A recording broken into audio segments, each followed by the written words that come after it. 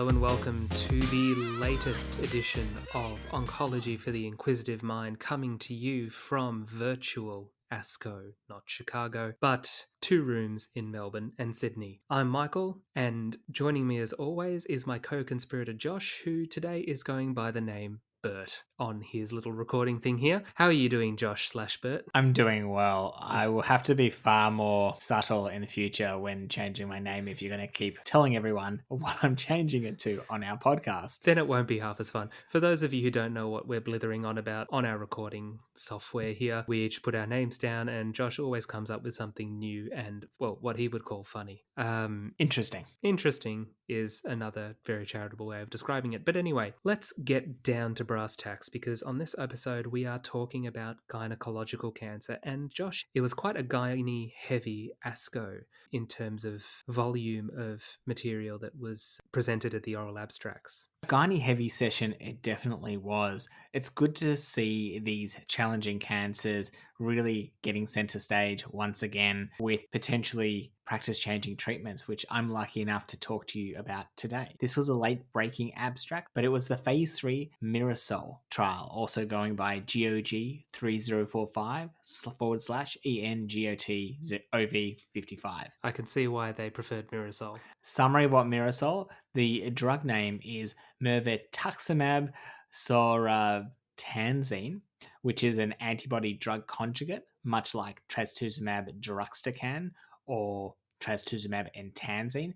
versus the investigator choice of chemotherapy in platinum-resistant, mind you, that's resistant, not refractory, advanced high-grade epithelial ovarian, primary peritoneal, or fallopian tube cancers with high folate receptor alpha expression. Josh, before you launch into your very information-filled spiel, could you just tell the audience the important distinction between platinum-resistant and platinum-refractory ovarian cancer? Platinum-resistant is where you've relapsed within 6 months, whereas platinum-refractory means you've relapsed within 3 months. The definition and the difference here is that if it's a 3 months and you've already had refractory disease, it's going to be a really difficult cancer to treat. That biology is nasty. And when you're looking at developing a trial, you don't want something where they're just going to progress on whatever you give them. The background is there has been no randomized phase 3 trial data showing an overall survival benefit of a novel therapy in platinum-resistant ovarian cancer.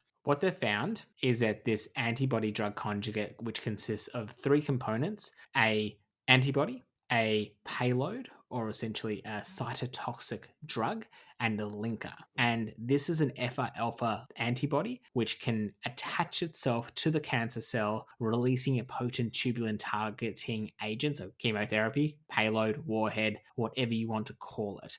They've found that the FR, or the folate receptor alpha, is actually expressed in 90% of ovarian carcinomas, or as they said in the plenary session, ubiquitous. That's a big word, ubiquitous. Biggest word I'm going to use today apart from the name. And 40% of platinum-resistant ovarian cancers exhibit this. The study design, it was an open label phase 3. They were able to have 3 prior lines of therapy, prior bevacizumab and a PARP inhibitor were allowed, and they were doing BRCA testing. What they wanted is to have at least 75% expression of this FR-alpha, which is what has been associated with good response in earlier trials to this antibody drug conjugate. They were allowed to be platinum resistant but not platinum refractory, and they were randomized 1-to-1 to either the ADC or the investigator choice chemotherapy, which included paclitaxel, topotecan, or pegylated liposomal doxorubicin. Primary endpoint was progression-free survival, and secondary endpoints was objective response rate, overall survival, and a safety analysis. Demographics were pretty well balanced. 60% had prior exposure to bevacizumab and 55% had prior exposure to a PARP inhibitor, which reflects the current landscape of ovarian cancer. And 46% of these patients had had 3 prior lines of therapy. So it's a heavily pre-treated population. The results showed the median progression-free survival was 3.98 months in the investigator choice chemotherapy. Not the drug that we're looking at, but the investigator choice. With MIRV, or the antibody drug conjugate, the progression-free survival was 5.62. That was a hazard ratio of 0.65, or it's 35% more effective in a refractory population of ovarian cancer patients. That's very, very impressive and shows or offers a potential lifeline to people who are really losing the benefit of what is the core, the nuts and bolts, whatever other metaphor you want to use, of treatment of ovarian cancer, which is carboplatin. The matriarchs and patriarchs potentially is a good phrasing you could use. Sure, we'll go with that. Okay. Another interesting thing is that when you look at the Kaplan-Meier curves, a lot of the time with trials and chemotherapy, you see a massive drop-off with the first interim scan, or that 6 week or 2 month mark where they'll do a scan. They found with this particular drug that didn't happen, whereas with the classical chemotherapy that did happen. With the objective response rates, objective response was 42% in Mirvetuximab Soravtansine versus Well the done, Josh. thank You you gave it your best shot. versus the investigator chemo of 16%. So that's huge. Complete response in 5%, partial response in 37%, and stable disease in 38%. So you saw 80% of patients who had some reduction in the size of the tumor versus 55% in the investigator choice of chemotherapy. Phenomenal. Overall survival, this was a pre-planned analysis with 13.1 months of follow-up. Median overall survival for investigator choice was 12.75 months. And for MERV, or the ADC, it was 16.46 months with a hazard ratio of 0.67. Again, a statistically significant result and a 33% reduction in the risk of death. The other things to talk about are toxicities. ADCs have their inherent challenges, including off-target toxicities. They found that with the MERV or the ADC, 42% were grade 3, whereas it was 54% in the classical chemotherapy. So for once we find an intervention drug which is less toxic than the standard of care chemotherapy.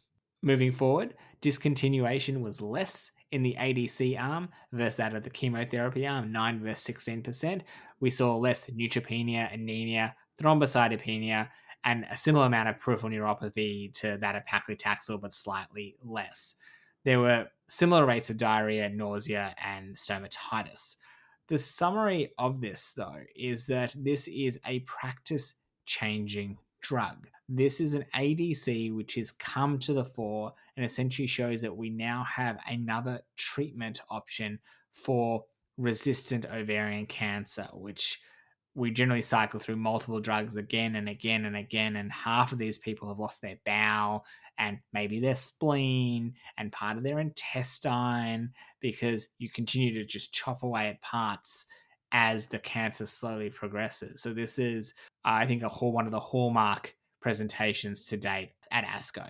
And as you said, it's excellent that it is a gynae-onc presentation, because so often the presentations at ASCO and ESMO that really stick with people are the melanomas, the lung cancers, the colorectal cancers. And so for gynae to get its moment in the sun is obviously very encouraging.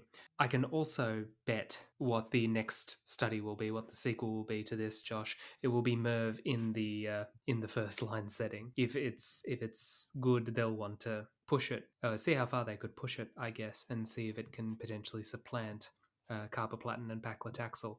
Not saying it will. That's a big throne to usurp, but it wouldn't surprise me to see them try.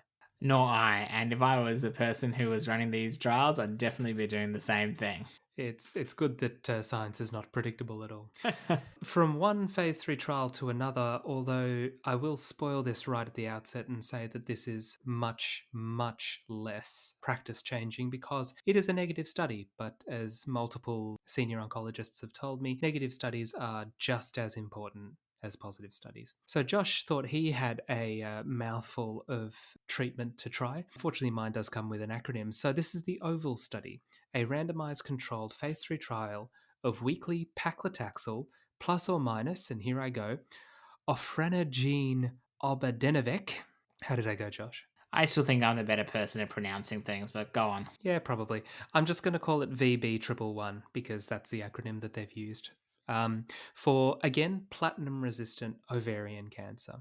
As we like to do, the elevator pitch is that, as Josh has said, platinum-resistant ovarian cancer is incurable, clinically challenging with limited treatment options. You're basically limited to re-challenging with carboplatin, even though you know the likelihood of a response is small, or scrounging for things like Calyx or liposomal doxorubicin. And so new agents are definitely required. What is VB111? It's a novel gene therapy with a dual mechanism that induces immune infiltration and attempts to disrupt the vascular component of ovarian cancer.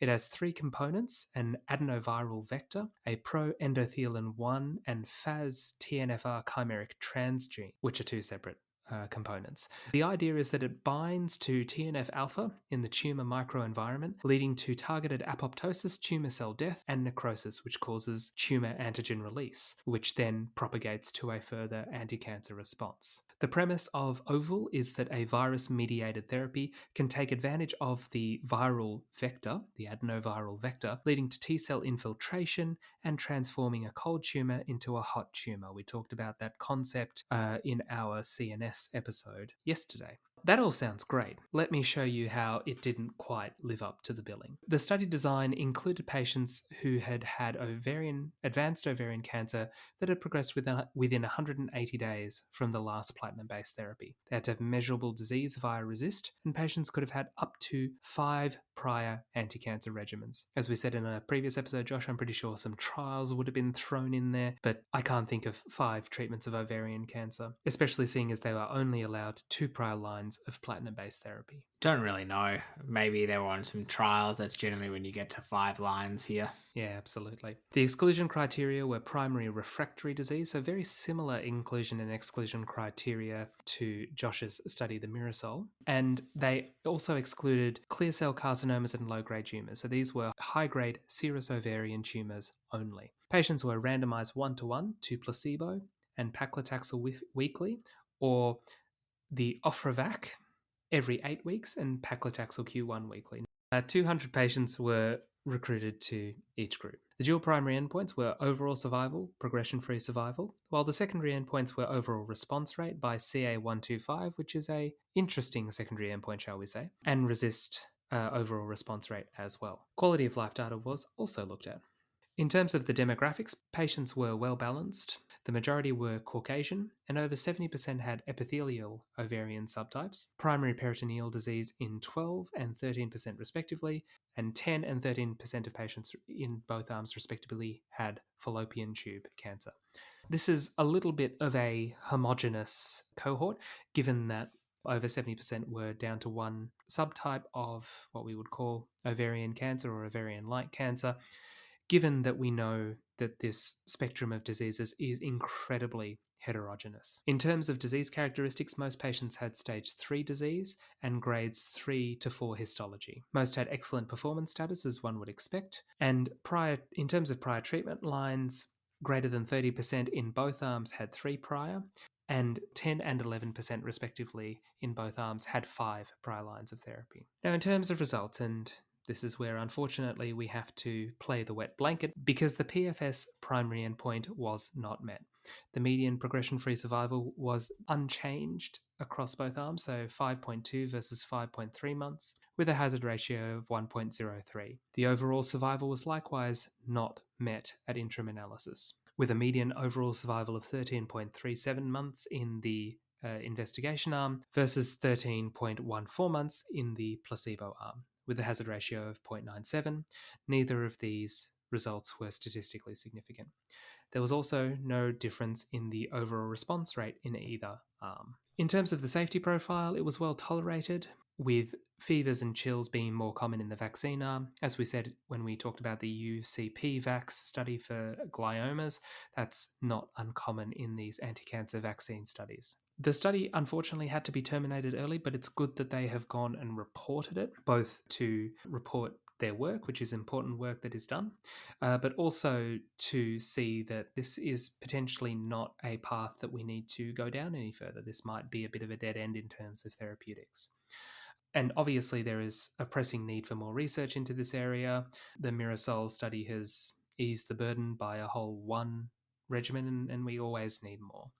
But things we can take away from this study is that the best result of PFS in the control arm for ovarian cancer was 5.36 months, which for paclitaxel alone in platinum refractory disease is probably better than many would be expecting. And I'm sure if you really drove down onto the cohort, you might actually find an answer for that. And in terms of the CA125 response, there is a discordance between that and a RECIST score, which is an important clinical point to take away. We always say that with tumour markers, I sometimes pejoratively say they're frequently not worth the paper or pixels they're printed on, but it is good to see that that is reinforced, because you should not make clinical decisions based on tumour markers or CA125.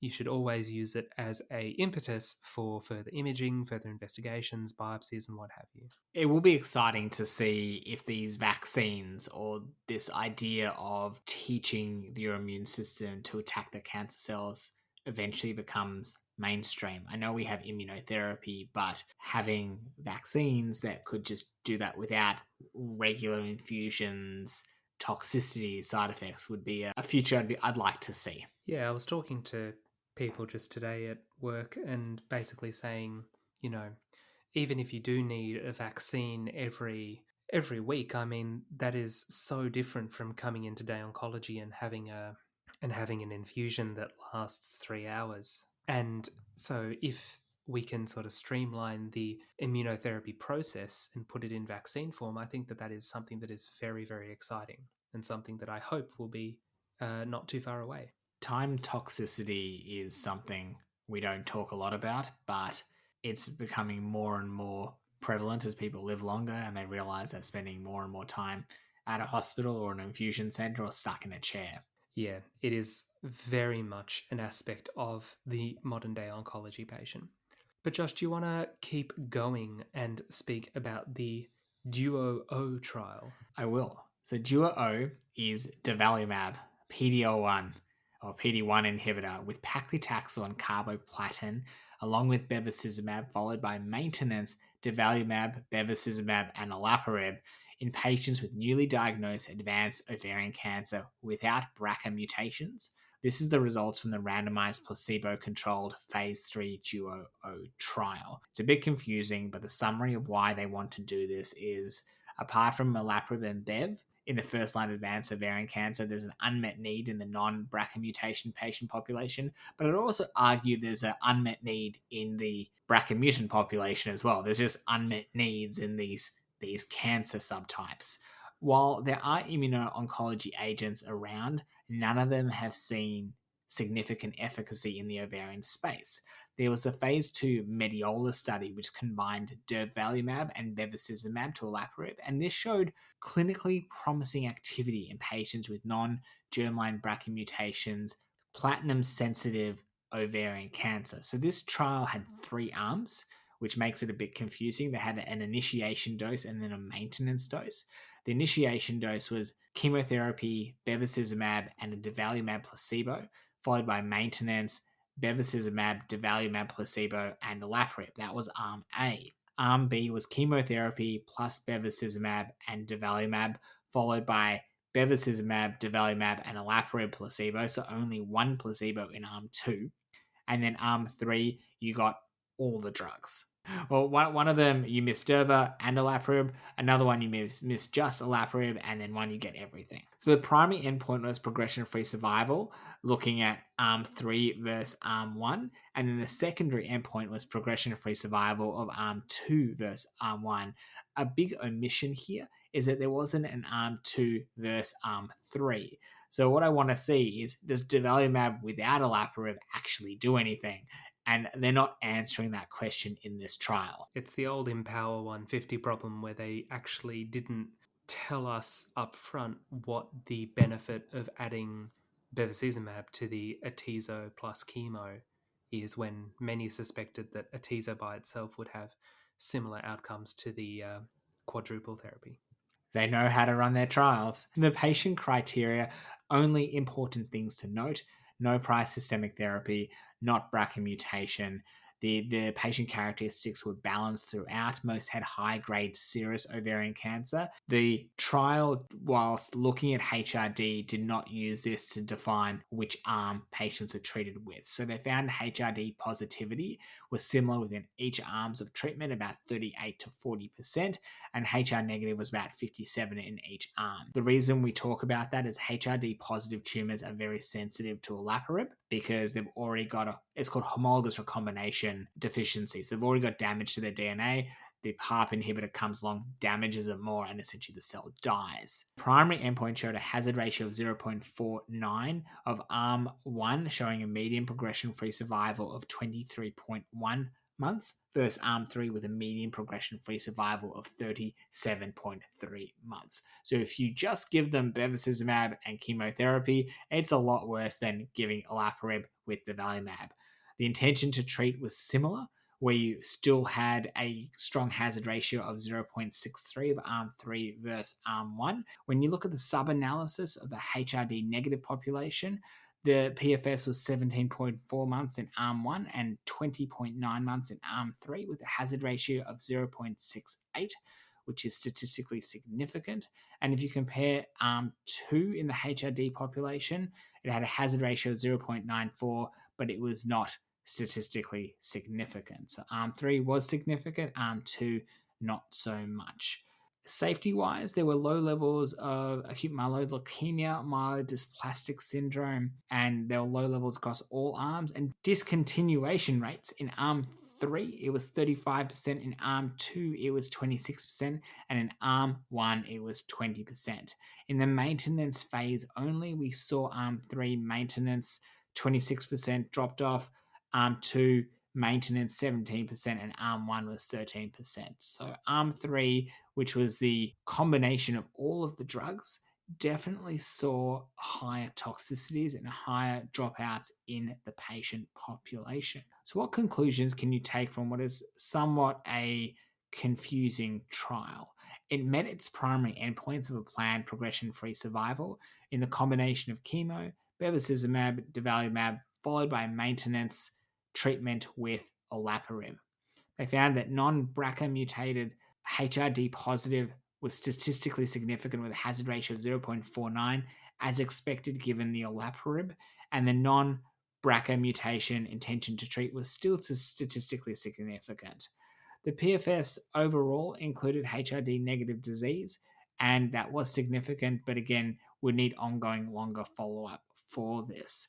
It has brought light to what is the dark side of the moon, really, in the HRD negative space, which has for a long time suffered from a dearth of reasonable treatments. Interestingly, the HRD positive cohort was similar to the POLO study, PAOLO. And so the question with that is, if it's similar to the positive study, is durvalumab actually doing anything in that cohort of patients? And that question has not been answered here. But after 2 negative immunotherapy trials, a positive trial is very reassuring. It is a chicken and the egg question, Josh, as you enunciated very clearly. When you have a good treatment such as olaparib in HRD positive ovarian cancer, you mentioned Paolo, there's also Solo 1, there is generally, when you add something on top of that, it is difficult to know whether it's just the original treatment being good or whether the additional treatment is contributing anything to it. And I think that hopefully we will see some extra analysis, maybe some planned retrospective analysis on this cohort where we can see exactly how much effect Dover is having. But as you say, a question that is not answered by this study just yet. Michael, I want to finish our voyage today talking about something that's a little more positive. The Keynote 826 cervical cancer study. Absolutely. Cervical cancer, as many of our listeners will know, is probably one of the greatest success stories in oncology, prevention, and probably modern or recent medicine writ large. It's, for my money, a greater success story than immunotherapy, in that the vaccine Gardasil in Australia against HPV has, in many places around the world, seen the rates of cervical cancer plummet. However, cervical cancer is and remains a major issue, particularly in areas where access to the HPV vaccine or uptake regarding education and attitudes towards vaccine is lower, which means there is always a role for treatment related research. So, the Keynote 826 trial is a study of pembrolizumab in combination with chemotherapy versus placebo in combination with chemotherapy for persistent, recurrent, or metastatic cervical cancer. And these are the meaty results, Josh. These are the final overall survival results, the ones that we hold out for. A bit of background on cervical cancer or cervical cancer, depending on who you speak to, and how anatomically inclined they are. Platinum based chemotherapy is the backbone for the treatment of persistent, recurrent, or metastatic cervical cancer, and it is improved with the addition of bevacizumab. The current overall survival rate is about 17 and a half months. Pembrolizumab monotherapy is demonstrated to be efficacious in previously treated cancer, with 14.3% overall response rate in patients who have had greater than one previous line of chemotherapy, and a disease recurrence that is PD-L1 positive. This was in a phase 2 Keynote 158 trial. Keynote 826 is a randomized phase 3 double-blinded trial. We're really grabbing this bull by both horns, Josh. Patients were randomized 1-to-1 to pembrolizumab plus paclitaxel and either cis or carboplatin and bevacizumab, throwing the kitchen sink, or the same treatment with placebo instead of pembro. Pembro was continued for 2 years. Inclusion criteria are persistent, recurrent, or metastatic cervical cancer without the prospect of cure. Obviously, when a cervical cancer is locally advanced, there is the potential to have incredibly aggressive and quite morbid surgeries in the pursuit of a cure. So these are patients that have gone beyond that. Patients must be treatment naive. Patients were stratified according to the degree of disease at diagnosis, so locally advanced or metastatic.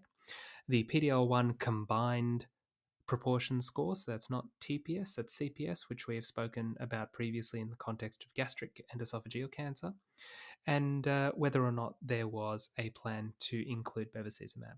There were dual primary endpoints for Keynote 826, overall and progression-free survival. Secondary endpoints include overall response rate, duration of response, the 12-month progression-free survival rate, and safety. This study was first presented at ESMO in 2021 with a follow-up time of 22 months.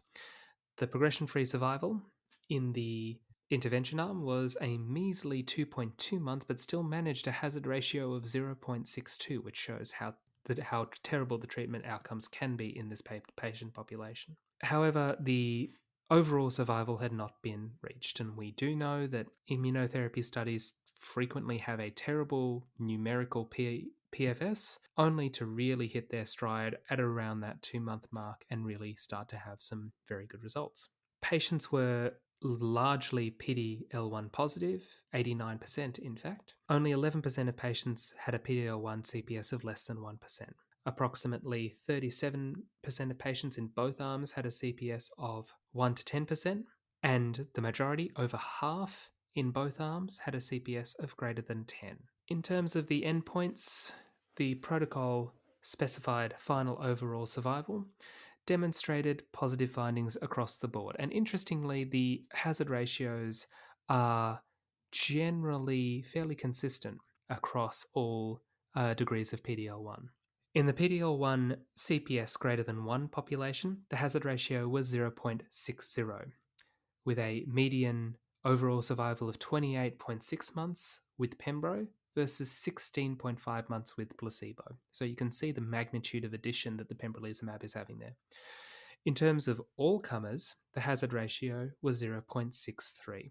And in the patients who had a CPS of greater than 10, the hazard ratio was 0.58, with a median overall survival of 29.6 months versus 17.4 months. So you can see, despite what we might think, a higher CPS does not necessarily confer a greater degree of benefit, which is good for applicability. In terms of subgroup analysis, there was a benefit whether or not the patient had bevacizumab or not, which might actually mean that pembrolizumab could replace bevacizumab. There was benefit in patients regardless of whether they had an ECOG performance status of 0 or 1. And although the majority of patients were under 65 and only a small number of patients were over, there was benefit across all age groups. The one area of this forest plot where the benefit does cross the line of equivalence is patients with metastatic disease. Relatively small numbers, about 100, between 1 and 200 versus over 400 in the other arms, which may explain why it crosses the line of equivalence. However, it is important to note that we may expect a slightly lesser benefit in patients with metastatic disease. However, it is important to note that this is a forest plot, so you can't really make any treatment decisions based on that, and you're not going to withhold pembrolizumab just because a patient has metastatic cervical cancer. In terms of a progression-free survival, in the CPS greater than 1 population, again, the hazard ratio is 0.58, and that PFS is starting to do that wonderful thing that immunotherapy does, which is plateau. At 3 years, patients have a 3-fold better chance to be free of disease progression or death with pembrolizumab than without. However, it is difficult to identify whether there is a benefit of PFS in the low PD-L1 population due to low population numbers. And Michael, I don't actually think it's been approved for the PD-L1 cohort of less than 1% because there's no benefit, or there's no evidence to support it. Yeah, so we're dealing with small numbers here, and they didn't actually look, obviously, at the specific PDL1 less than 1. They only included an all-comer population, and you don't know how much of that overall benefit is being driven by the ones that do well.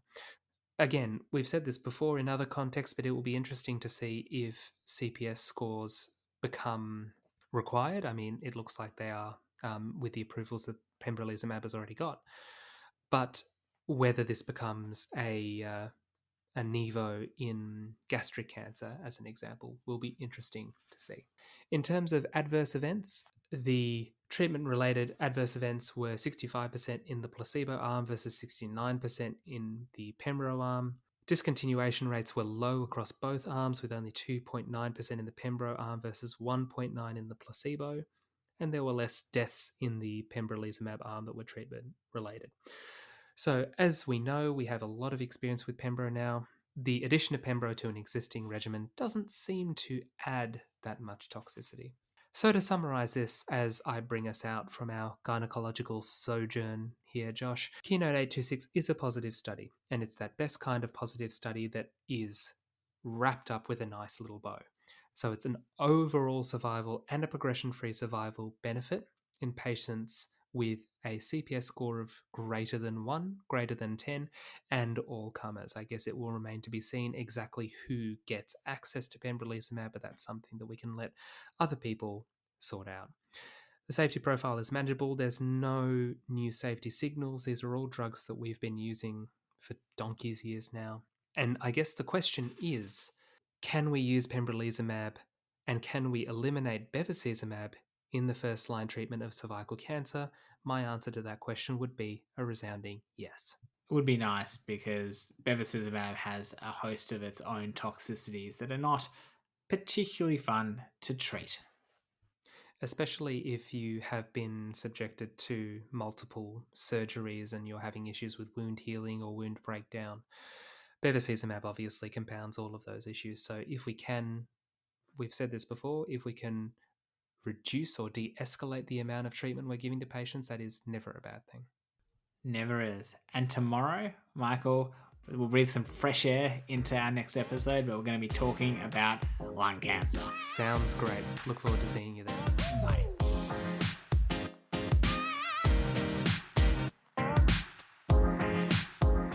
Thank you for listening to Oncology for the Inquisitive Mind. You'll find previous episodes on our website, along with weekly posts, resources, and links to our Twitter and LinkedIn pages. Check it out at inquisitiveonc.com. That's inquisitiveonc.com.